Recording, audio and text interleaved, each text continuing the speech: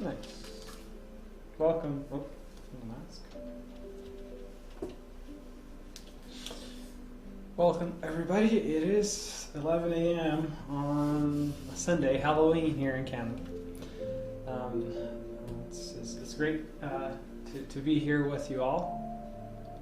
And before we start on our talk today, I just wanted to bring this amazing thing that Spiritism has taught us to do, or reminded us to do, which is the gospel at home. And FSS here, we provide support if you want to implement gospel at home at your home. Please reach out to us, and we can help you and guide you through this process, so we can have that weekly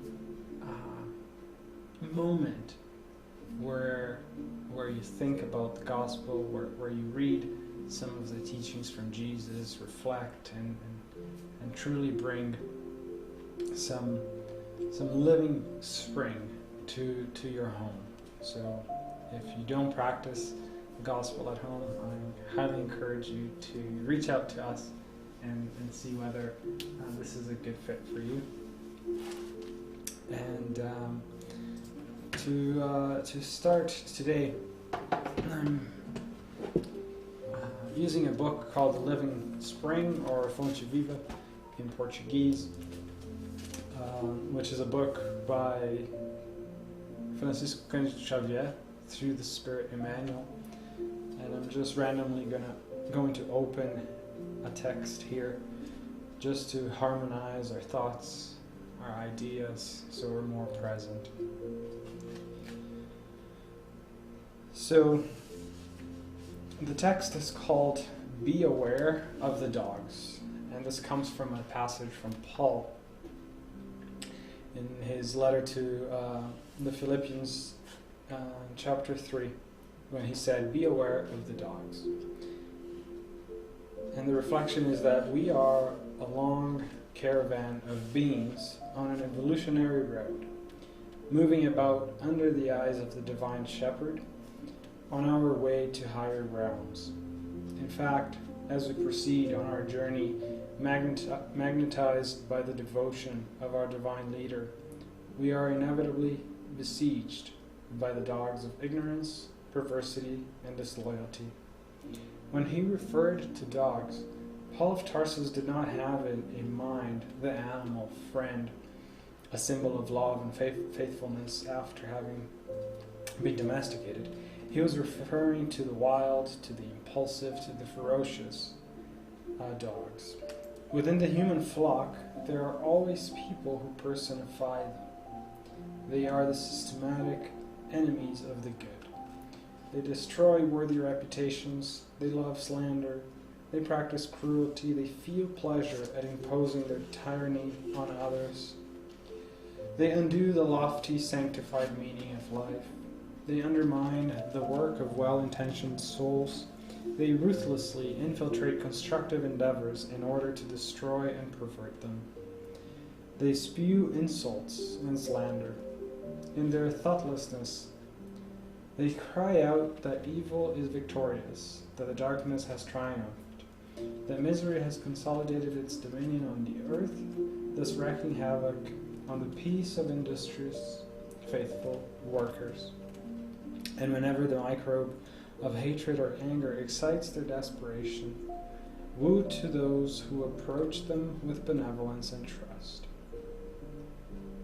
It is this type of brothers and sisters that Paul asks us to apply the verb be aware. For them, poor prisoners of incomprehension and ignorance, only the educational process remains, in which we may cooperate with love. However, we need to realize that this means of domestication precedes first from God.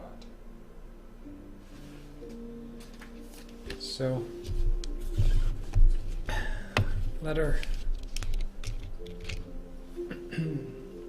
us start today with a quick prayer to bring our hearts together, and most importantly, to bring our hearts together with Christ's. Closing our eyes, taking a deep breath. We ask you, Jesus, our Christ, our Master, our Guide, our Brother, to inspire us all here today, to bring your love into our hearts, that as we reflect, as we learn, we do so inspired by your love, inspired by your kindness, building the peace that we so long for within our hearts. That the righteousness that we talk about here today, we can understand it, we can feel it, and we can live it like you did so well to all of us. Thank you for being with us here today, and may you help us enlighten our hearts and get closer and closer to you. Thank you, and so be it.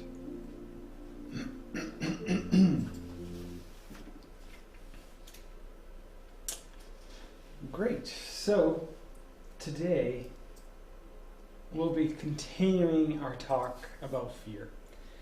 And the talk today, the title is around 3 feelings that I thought might resonate to some of us. Insecurity, fear, doubt. Does those sound familiar to us? Do we experience those on a daily basis sometimes? And if so, maybe we can reflect a little bit more to try and understand why we have it, and hopefully be able to work on them, and with God transform that within us. And this is the part 2 of a series of lectures that we're doing. Part 1, we discussed a lot more around the technicalities of fear, what it is, what's the difference between fear and phobias, what's the difference between fear, phobias, and panic, and so on and so forth. So it was a more descriptive talk. Today we're moving on to talk a little bit about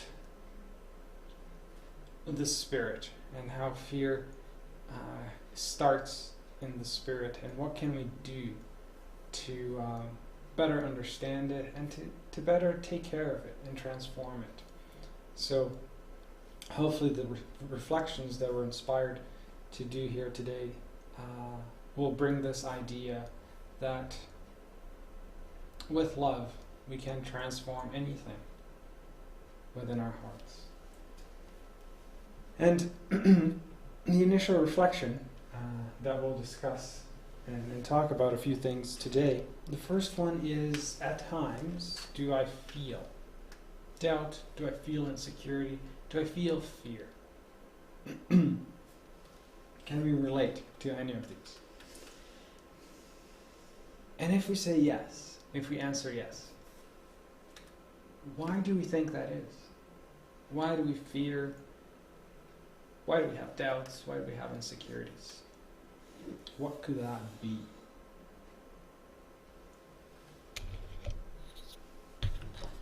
And the second question I'd like to ask us all is, shifting gears a little bit, is, do I truly believe in God? And what does it mean to truly believe in God?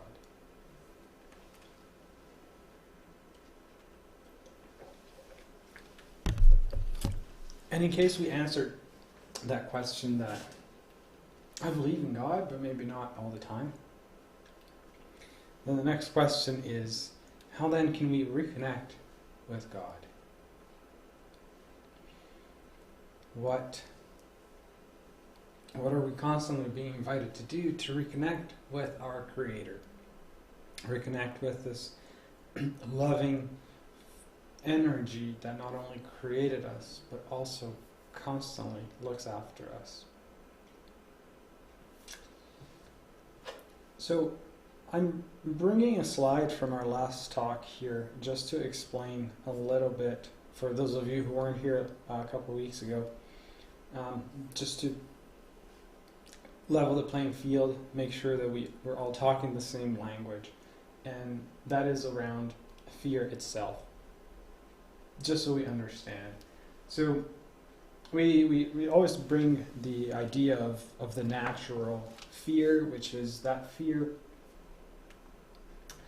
that we have as an instinct to preserve our physical body, to preserve our physical life. So when we see danger that can harm our physical bodies, we will invariably feel fear and act upon it. It's a fear that is not paralyzing, it's a fear that will actually make us do something to prevent something bad from happening. And this is natural, this is an instinct, and this is a good fear, because the purpose of that fear is to keep us alive. And we need that. What we're here to talk about is the pathological fear, which is a fear that we bring in our minds, in our feelings, that is what we call pathological.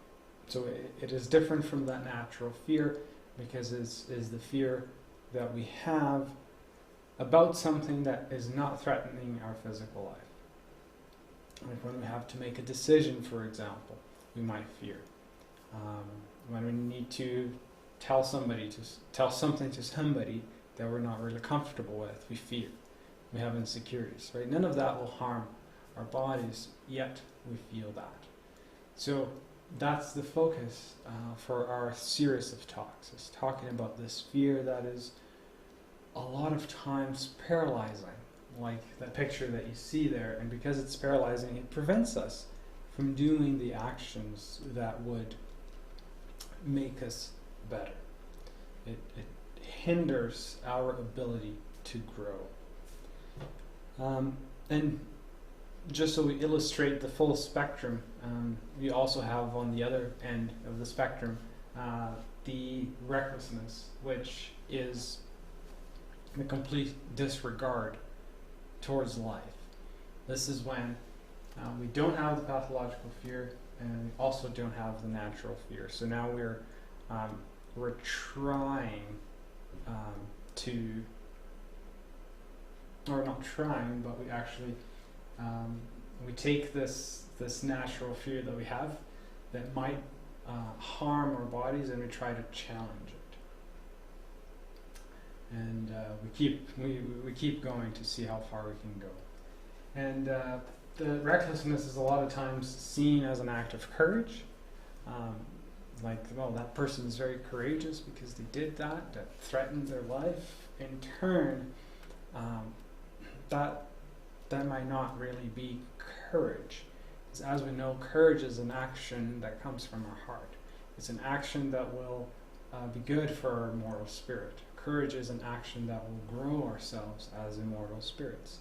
Risking our lives for no reason is not an act of courage. So recklessness is not an act of courage. Just so we understand a little bit of all these facets. And the goal, right, is always to work on that pathological fear, to bring it to a natural state. And the same here on recklessness, to bring it to a natural state. The recklessness is reflecting upon life again and understanding the value of life, as opposed to try and risk it. On the pathological side is what we'll talk about here today, what we talked about a couple weeks ago, and what we'll talk about next week as well. How to bring the idea where we're not fearing so much, or at least that the fear is not imprisoning us and preventing us from acting. So, to start our talk today, new things that we'll talk about. The first one is, and I'd like to ask that question to you all, is what are the roots of fear? What do we think is that cause, the source that makes us fear things, that makes us doubt and question ourselves and feel insecure? And I should have mentioned at the beginning that this whole talk is based on a series of talks done by Insecurity from the Spiritist Federation of the state of Mato Grosso in Brazil. He's worked in Spiritism since the 80s, and he is also a psychiatrist. So he does bring both sides to the topic, both from a spiritism and religious side, but also from the psychological side as well. So when we ask ourselves, what is the root of fear? He says that psychologically speaking, fear is linked to our ignorance towards life. And that's what generates insecurity. So psychologically speaking, it's the ignorance that we have towards something about our lives. It is when we don't know about something, so we fear the unknown. For example, I want to go on a trip, but I don't know the way to get there. That might make me feel a little insecure. So it's that lack of knowledge, it's that ignorance about that experience that causes me to feel insecure.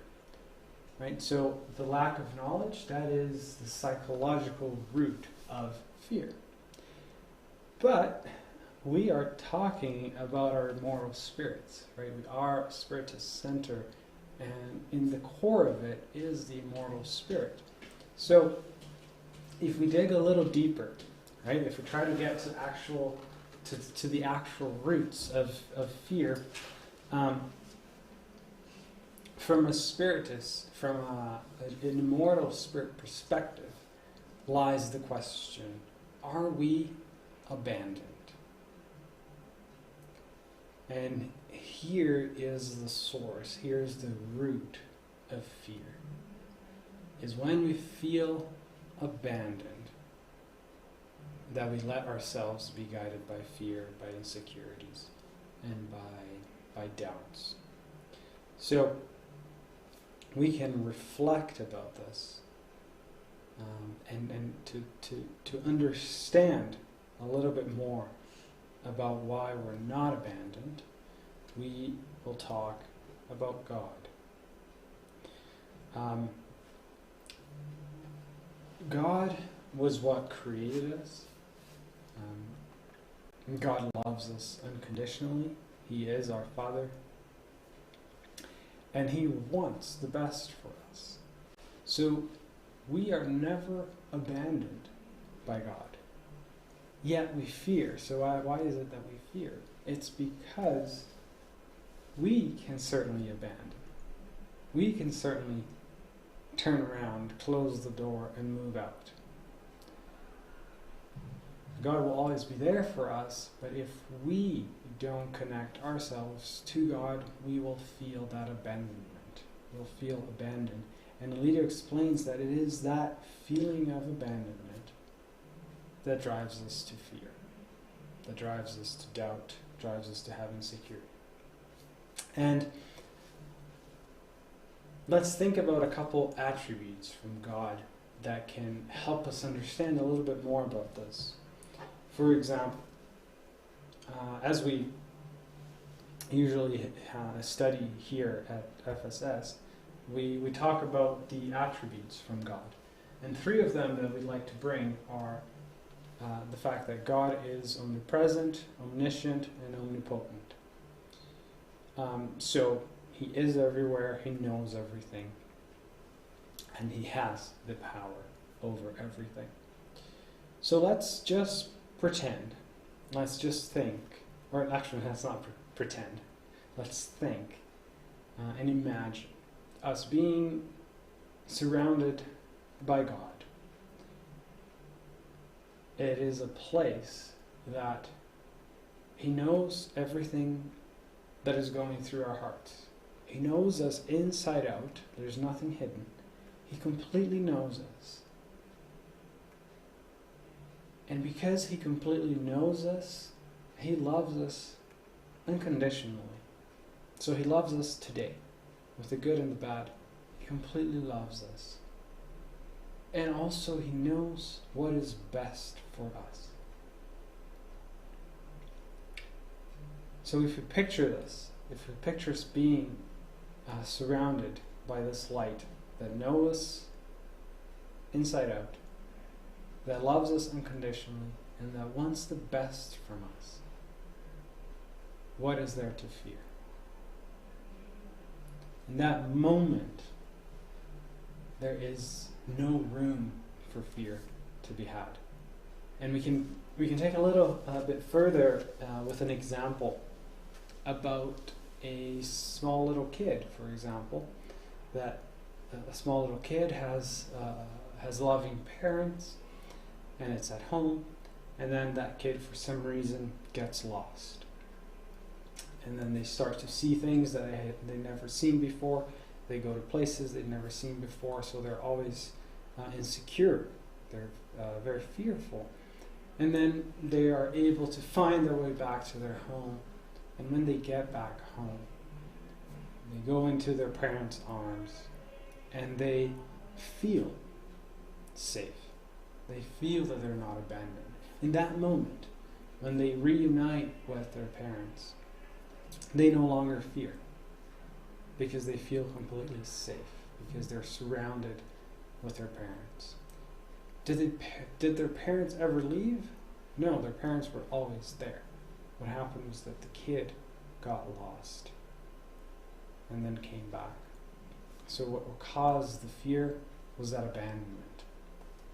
And we'll discuss a little bit more about it, but as I'm giving this example, this reminds me of the parable of the prodigal son, which Jesus brings to explain so many things that we can use in our lives with that parable, and that is one of them, is the fact that when we choose to abandon God, we do fear, we do have insecurities, we do have doubts. And so, how do we reconnect with God? That was one of the questions that we asked. And we'll start a little bit from the beginning. We'll think about the feeling of fear, the feeling of doubt, the feeling of insecurity, and we'll start a process. We'll start talking about something that we bring here quite often. And the reason why we talk about it so often is because it's really important. And unfortunately, in English, there's no perfect translation for the word, but in English, we can say the loving self-welcoming, or the self-welcome. In Portuguese is autoacolhimento. So you can think about self-welcome is the self-welcoming of a feeling, the self-nurturing. Picture, for example, a small little puppy, right? What do you want to do with that puppy? You want to welcome it, you want to nurture it, you want to take care of it. Right? That's the feeling that we're talking about. That's the process that we're talking about here. So the invitation that we have from this is to take fear, take our insecurities, take our doubts, take actually any egoic feeling that we have. But we're focusing on fear here. And go through this process of self-welcoming that fear. Recognizing that we have it, that's the first step, right? Understanding that we have it. That not only allows us to feel a little bit more content because we're being honest with ourselves, but also helps us learn about ourselves a little bit more. So that welcoming already starts to bring us a little bit of peace. Help us to recognize that we are not fearful beings. We have fear. Those are two different things. The fact that we have fear means that we have it today. It's temporary. We can work on it and transform it. We are not fearful beings. When we say we are fearful beings, that seems that we will always have fear, that we will always be fearful, which is not the case. Fear is temporary. So that helps us welcome it, it helps us be more honest with ourselves, and it helps us treat ourselves with love. And that then helps us reconnect with ourselves. Right? We're going again within instead of trying to rip our fear out of us, instead of trying to pretend it doesn't exist. No, we're being honest with ourselves. We're reconnecting with ourselves. And what's beautiful about reconnecting with ourselves is that we are being kind, we're being lovable with us, and we're going very deep within our soul to understand the feelings that we experience. And the beautiful thing about going deep within us, meditating, reflecting,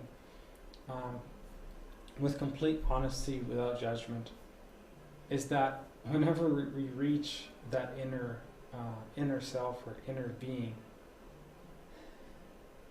in there is where we find God. Because it is in our essence, as we were created by God, as His image and similarity, we will find love. We will find God. So,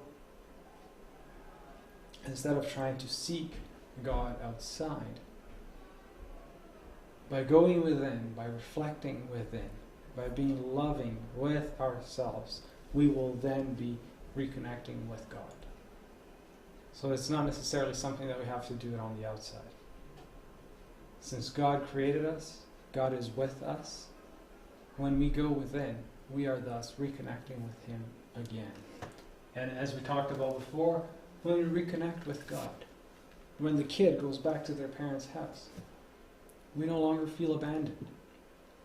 There's no longer a place for fear when we are reconnected with God. And Paul said it very wisely in the letter to the Philippians, which was actually fairly close to what we read here today, when he said, I can do all things through Him who gives me strength. So when we are reconnecting and reconnected with God, we can do all things, meaning there is no more fear that imprisons us, that prevents us from acting, from actioning. There might still be some insecurity, some fears, obviously, because we're not pure spirits, but that imprisonment that fear brings us, that lack of action that fears brings us, that paralyzing fear will no longer be there, because we'll be reconnected with God, the one that knows everything that we need, that knows us deep down, and that loves us unconditionally. So those three things help us understand that God is looking after us, and anything that we do with Him will always make us better. And in this idea of welcoming our feelings and slowly transform it, Alidio wrote a few sentences that we can tell ourselves to help us through that, and I'm going to read them word by word, free translation from me. So he says, for us to tell ourselves this: I feel great fear inside of me. So here is recognizing that fear exists, is not trying to deny it, not trying to hide it, not trying to pretend it doesn't exist, but accepting it. I have great fear in me. The fear drives me away from my essence and wants to direct me to escape. But instead of giving into that fear and escaping, he says, but I want to take care of this feeling deeply. So this is where we're bonding with that fear. This is where we're realizing that it is part of us, and I'm going to love it because it's part of me. To enlighten me. Once the fears that exist within me are enlightened, I want to take care of everything that's causing it. So once I nurture that fear, once I accept, once I love it, then I can go in and see what's causing it and then work on the causes. But this first step of giving love to our fear is very important because it is a very nurturing way of behaving with ourselves. And then he goes on to say that I want to see with the eyes of truth the fears I have. I want to see with the eyes of truth. I don't want to hide it anymore. I want to be honest with myself and see that fear. And I want to allow me to turn on the light of courage and go to meet myself and discover that fear does not exist at the core of my essence. This is what we talked about before. Is when we finally reach our essence through our reflections. When we get to our essence, we will see that there is no fear there, because our essence, as it describes later, at this level, there is only the loving presence of God. So this is again what we just talked about. When we reach deep down within us and we find that our spirit is, in its essence, love, that's where we find God. So he walks us through this things that we can tell ourselves while we're experiencing fear, and how can we manage it so we can improve upon it, as opposed to trying to deny it, and then 2 weeks later the same fear comes back and we deny it, and it keeps going and it keeps going. So reconnecting with God, this is truly a very important thing that we're invited to do here. As we reconnect with God, we will feel less abandoned, as we talked about before. And the interesting thing here is that, like we said before, God never abandons us. He never stops looking after us. He never stops taking care of us. But we can certainly break that connection from our end. God will always do what He is intended to do, but we can certainly turn our head away. And it's very interesting to reflect upon the idea that for God to take care of us, we need to let Him. We need to open our hearts to God. We need to understand that He only wants the best for us, and that we are doing our part, and so is He. But what is one of the biggest resistances that prevents us from letting God take care of us? It's what we started talking about. It's not believing in Him. Believing in Him only when it's safe to do so, or believing in Him only when it's applicable or when it's convenient. But believing in Him at all times. That will certainly allow us to be taken care of by God. And Paul, like we just talked about before, he said it in a way that was very important. He said, I can do all things through Him who brings me strength. So when we reflect a little bit about the life of Paul, and we think about everything that he did after his encounter with Christ, I can only imagine everything he went through. It's really tough to really comprehend the amount of uncertainties that he had in his lifetime. Yet, he never was imprisoned by fear. I'm not saying he didn't have fear, but he certainly didn't let himself be hindered or imprisoned by fear. On the contrary, because he was with God, because he believed in God, he could do all things. And he did. He was an example of courage to us all because of that connection, because of that belief that he had in God. That didn't mean that he was just sitting down praying all day. On the contrary, he was one of the ones that spread the word from Christ through different continents by constantly working, by constantly acting, because he didn't have that fear preventing him from doing so. So that belief is what fueled his courage to go and do it. And there is no way to talk about believing in God without talking about faith. And Alidu describes to us that faith is what will free ourselves from fear.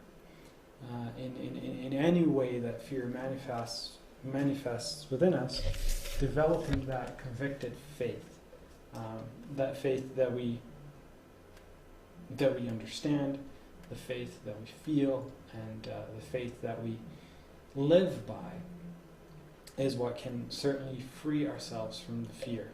And we'll talk about three movements that we can go through, and hopefully we can find ourselves in some of them so we can relate ourselves to it, which is, we usually again describe these here at FSS. So we always have some extremes, and then we have the balance in the middle. So when we're talking about faith and believing in God, we have the skeptics on one side, which are those of us who do not believe in God. We actively say that we don't believe in God. So that is a pretty expressive lack of faith. And they might not feel fear for a little bit, but eventually that fear will come. And then we have on the opposite end, we have the mysticism, which is the pretending, which is the very superficial feeling towards faith. And I'm sure a lot of us might be able to relate to this, which is when we believe in God, because he does good things for us. It's when we start to utilize God as a servant, when we ask him to do everything for us, and we don't do anything. We don't move. We just ask God to do it for us. Instead of being a mutual ask. Like, please help me, God, to do something. So I have my part in it too. So I am growing. Right? That's where we want to get. But the mysticism is that one that we truly put God as our servant, asking him to do everything for us, forgetting about our own role in all that. And that ask, that line of thinking brings us to what we usually call bargaining with God. Is when we start to ask him to do things for us, and in return we will do something else. Or we do something, like we do charity, for example, and then we ask God, saying, okay, I did this charity, so will you give me something in return? Will you give me something that I want? So we practice this act of bargaining, thinking that we are privileged, thinking that because we did something good, that we have privilege over others. And Jesus told us this in Matthew when he said, he causes his sun to rise on the evil and on the good, and sends rain on the righteous and the unrighteous. So here Jesus was telling us that there is no privilege. God treats us all equally, so there's no point in trying to play bargaining with God, because that is not how it works. That is a very superficial view of God, of God's love towards us. So when we bring these two together and try to find a balance in between, is when we realize that the skeptics think, those of us who are skeptics, we think that it's all on us. The mystics, they think that it's all on God. The balance is when we find our role together with God's role. We realize that as our Father, as the one who knows everything we need, who knows us, who loves us unconditionally, He will do, through His mercy, everything that's best for us. And we meet Him in doing the things that are for us to do. And when we have those in line, that's when we can truly say the things that Paul was saying, for example. That in Him I can find the strength to do it all. So when I'm in line with God, when my will matches God's will, I can do it all. And Jesus taught us that in the prayer, the Lord's Prayer, when He said, "Thy will be done." If we can align ourselves with God's will, Thy will be done. Absolutely. And that is another way of showing that this is truly what God wants for us. We can resort to question 115 from the Spiritist book, when Kardec asked the spirits, were spirits created evil or good? And then the spirits answer that we were all created equal and ignorant. And he goes on the answer, and eventually he says that through the trials the spirits go through to evolve and to get closer and closer to God. So what does it mean to get closer and closer to God? It means that our will is getting closer and closer to God's will. Through our evolution, we can do that. And so, like we said, when our wills match, and we talked last week about our will, so when we can match our will to God's will, that is certainly when we'll find that balance of faith, we'll find the balance in our lives.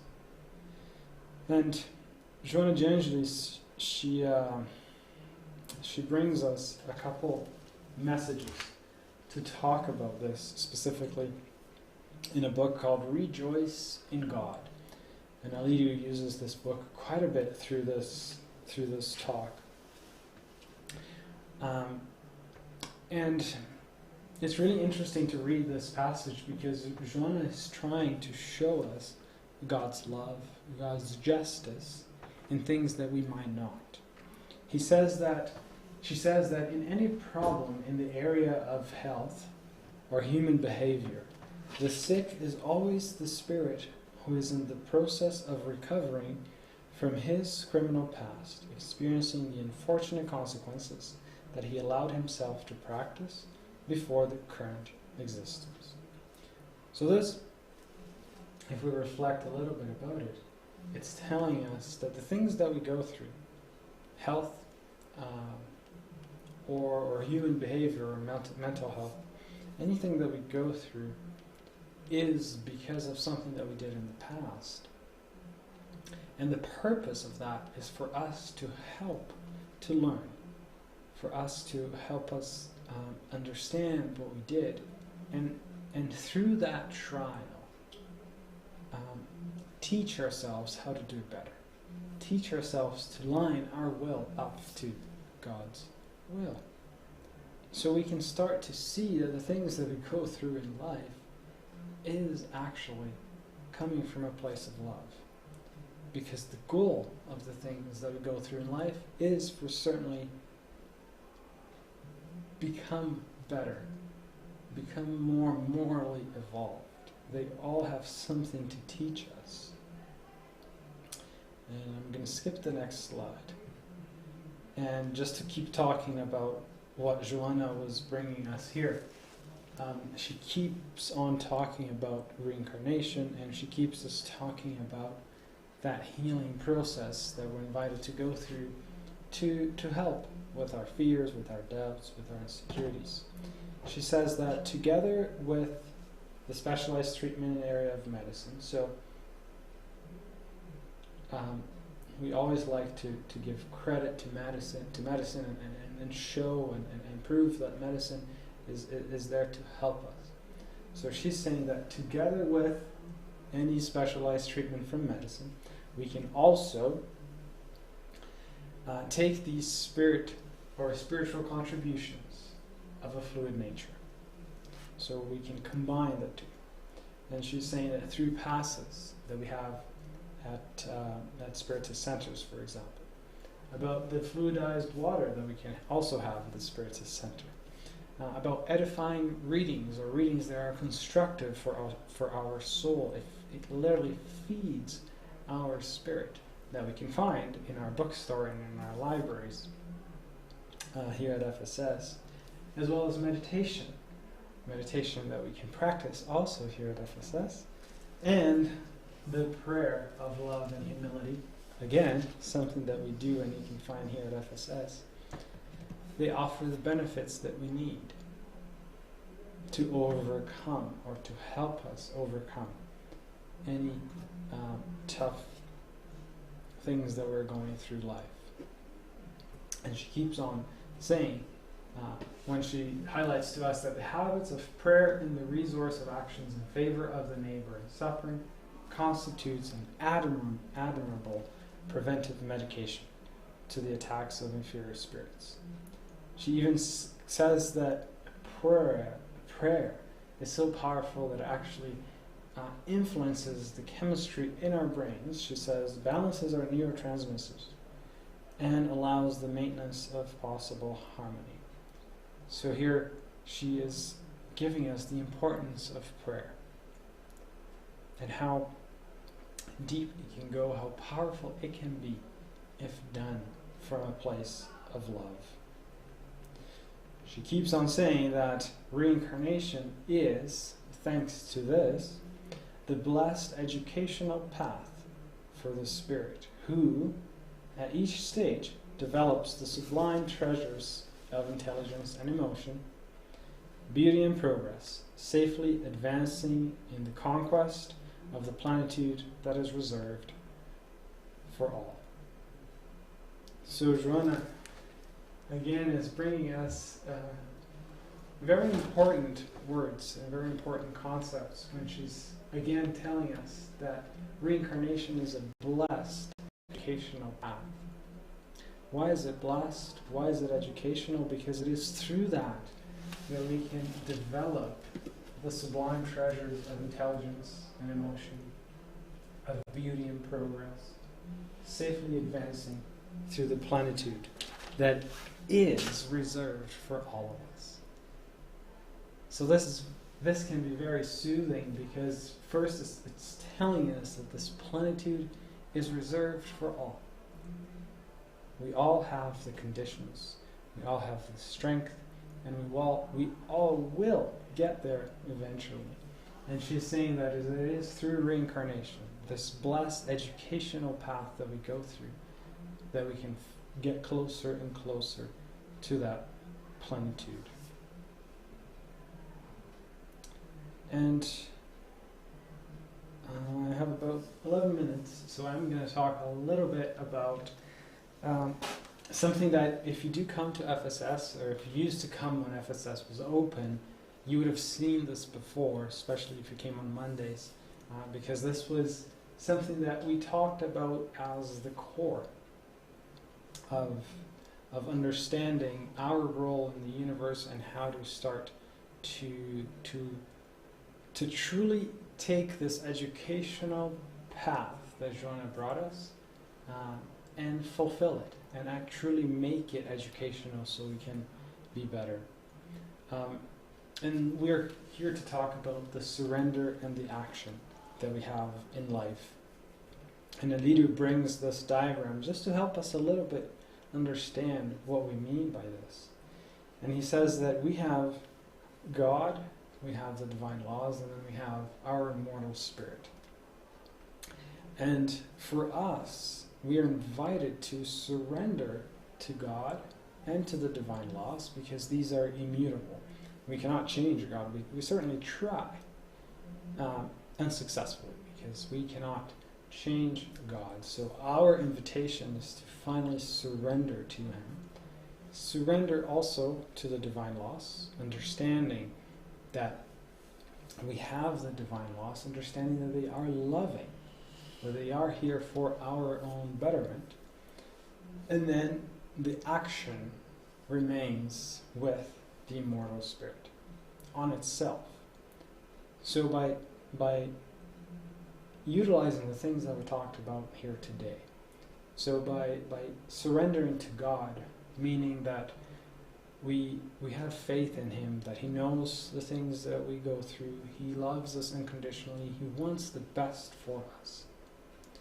That means surrendering to God. And the second one is surrendering to the divine laws. Is instead of trying to fight them, is start to utilize them in our lives to determine our actions. So when we're thinking about doing something, we take a step back and reflect about the divine laws. What do the divine laws say about this? And when we utilize them to help us, guide us, we're utilizing God's will in our lives to act upon us. So that the thing that we can act upon is our more immortal spirit. And acting upon us means truly exercising this educational aspect of our incarnation, is taking upon everything that we go through as a learning opportunity and applying that learning in our lives. That is to act within our immortal spirit. And what's amazing about this is that every time we work on us, every time we get a step closer to God, every time, for example, we work on our fear, since we're talking about fear. Right? Let's say that I want to tell something to a person, right? And just thinking about telling this to that person, I freeze. And then I start working on myself, and a couple weeks later, I can now go to the person and face them. Perhaps I can't still tell them what I want, but I can go one step closer. And then a few months later, I reflect, and I can finally tell them. So I worked through my fear. And in every step of the way, that is a small achievement that we have. And that achievement makes us feel really good about ourselves. Right? We can reflect. Before, I couldn't even move. Now I can at least get close to the person. And then I can actually tell them. So at every step of the way, we get this reward. We get this happiness inside of us that shows that we are evolving. We are going in the right direction. And so this feeds that virtuous cycle that we talk about here, is that the more we develop our virtues, the more we want to, because we're getting the happiness that we feel every step of the way that we develop a little bit of our virtues. And why does it feel so good?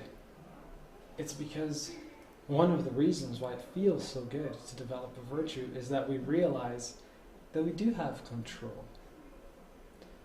We do have control over ourselves. Control is something that a lot of us want to have. The issue is that we're looking for control in the things that we can't control. But when we focus our efforts of controlling the things that we can, which is our own self, and we focus that control on developing our virtues, we realize that we can. So we're channeling that control desire to the things that we can change. And that is really rewarding, because we start to feel that we have control over our lives in that sense, in the sense of evolving our spirit, the sense of taking the educational aspect of our reincarnation and living it and applying it within our lives. And to end, I'm also going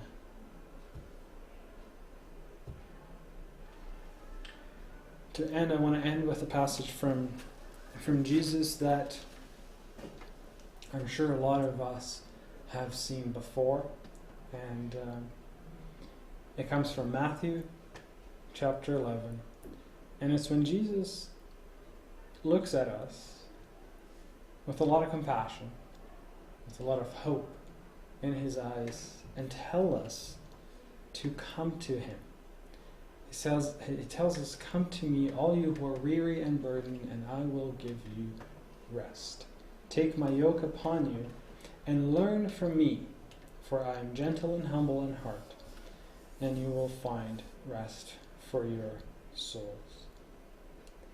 And what I want for us to focus on is what's in bold here when he says, "Learn from me, for I am gentle and humble in heart." He told us almost 2,000 years ago to learn from him. So he was inviting us to be his apprentices. He was inviting us to learn from our experiences, which is what we just talked about here today. He had already told us this many, many years ago, centuries ago, for us to learn from him. And why learn from him? Because he is gentle and humble in heart. So the minute we start to learn from him, to learn from our experiences, that simple act of learning will make us a little bit humbler, a little bit gentler. And that will certainly bring some peace, some happiness to our hearts. And not only that, but also encourage us to keep going, to keep learning, and to keep connecting ourselves, or reconnecting ourselves to our Creator. So, thank you all for listening, and I really hope that this passage from Jesus can touch our hearts. It certainly touches mine, and fear in this topic is something that comes really close to my heart. So I'm learning a lot from it too, and I hope you can as well. So that's all I wanted to bring. Sonia? Hi. Thank you very much. Thank you. Reflections. Manuel Hashiwisk saying good morning. Anna Kahechi is saying good morning to everyone too. Perfect. There's no questions at all. I'm sure everybody's very thankful for the reflections that you brought to us today. Yeah, thank you. It's all coming from a leader, from Jesus himself. And thank you, Anna. Thank you, Manuel or Ju, for being here with us today. And let us close in prayer. And let us picture Jesus with us. Let us picture him looking at us with compassion, with serenity, with gentleness, and telling us, "Come to me, all you who are weary and burdened, and I will give you rest. Take my yoke upon you and learn from me, for I am gentle and humble in heart." Great Master, great Jesus, thank you for being so present in our lives. And help us, please help us reconnect with you, reconnect with our Father, so we can truly enjoy the experiences that we go through, to truly transform our immortal spirits, so we can more and more be aligned with your will, and that we can take Jesus's teachings around the Lord's Prayer and be able to honestly say, thy will be done, and not fear it, but embrace it. Thank you, God, for being with us here today, yesterday, and tomorrow. So be it.